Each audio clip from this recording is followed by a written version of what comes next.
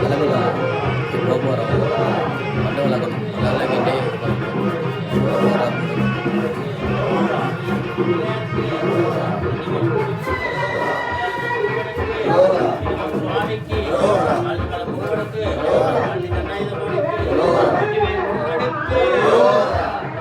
கிளம்ப வேண்டியதான். கால் வலிக்குது. மணி 6 ஆகுது. கால் வலிச்சிருக்கு. அதனால பண்ண முடியலை. செம்மையாக வலிக்குது கால்.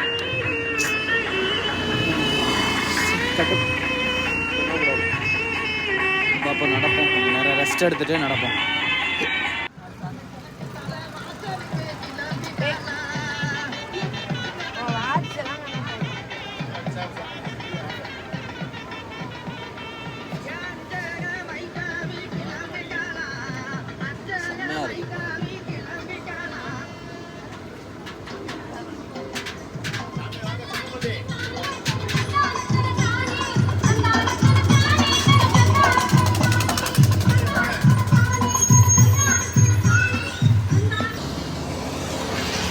ஒரு 2 கிலோமீட்டரில் இருக்காங்க.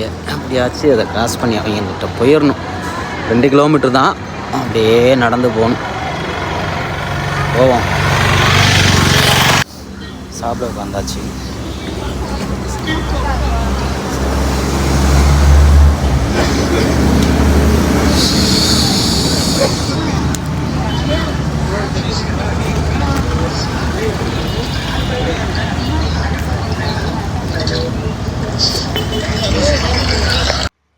சாப்பிட்டு கிளம்பியாச்சு. 3 இட்லி சாப்பிட்டேன். நல்லா இருந்துச்சு. இட்லியும் குருமா மாதிரி வச்சுருந்தாங்க. நல்லா இருந்துச்சு சாப்பிட. போயிட்டு போவோம்.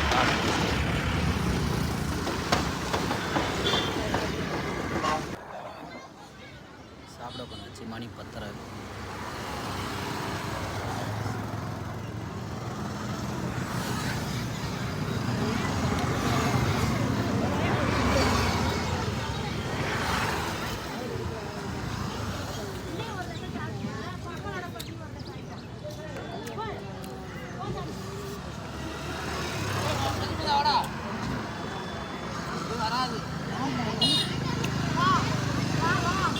மணி 12:30 மணி ஆச்சு. இன்னும் நான் போய் ரீச் ஆகவே இல்லை அவங்க இருக்கிற இடத்துக்கு.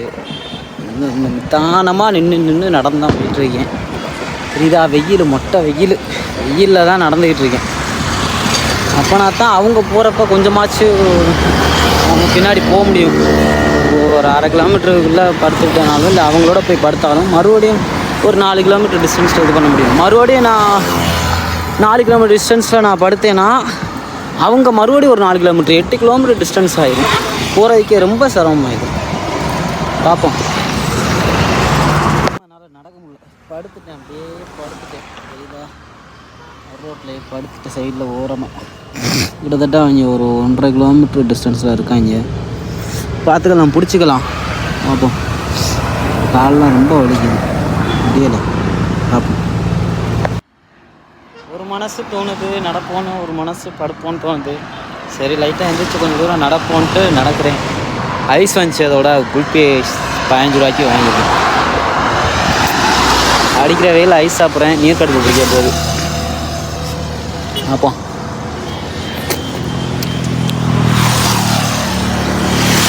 முன்னாடி ஒரு கொஞ்சம் பேர் வந்துட்டு இருக்காங்க. அப்பா சரியான வெயில்.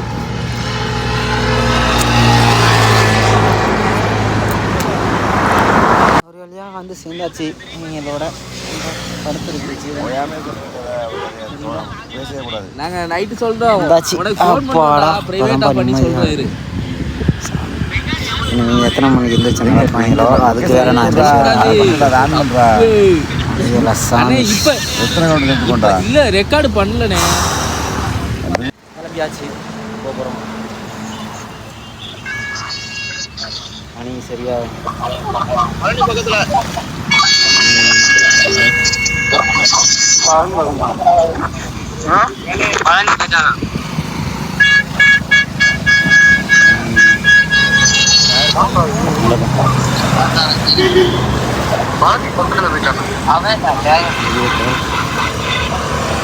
ஒருத்தர்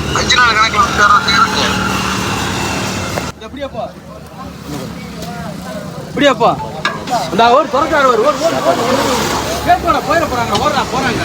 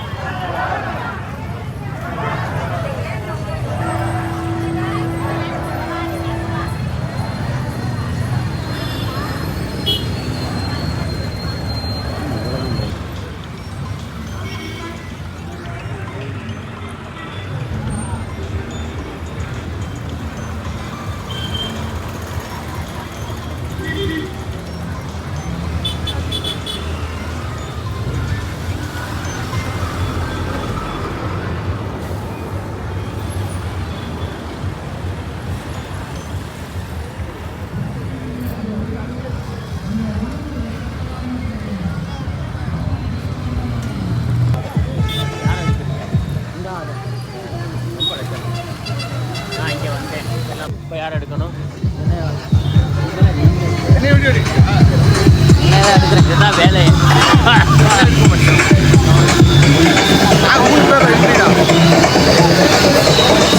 என்ட்ரி தாண்டிட்டோம். திண்டுக்கல் வந்து பைபாஸை தாண்டிட்டோம். அங்கிட்ட சாப்பாடு எதுவும் கிடைக்காதுன்ற டவுட்னால இப்போ நாங்கள் ஹோட்டலில் சாப்பிட்டுருக்கோம் எல்லோரும். நான் இட்லி சொல்லியிருக்கேன். 3 இட்லி தான். அதுக்கு மேலே சாப்பிட்டோம்னா சரிப்பட்டு வராது.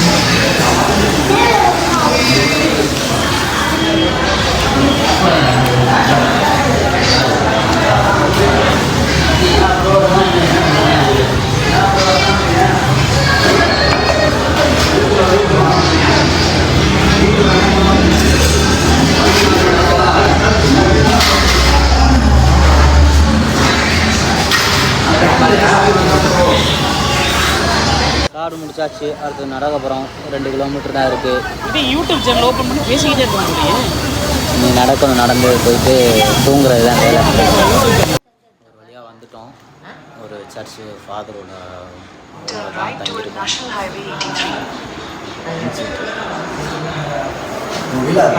தூங்குறது தான்.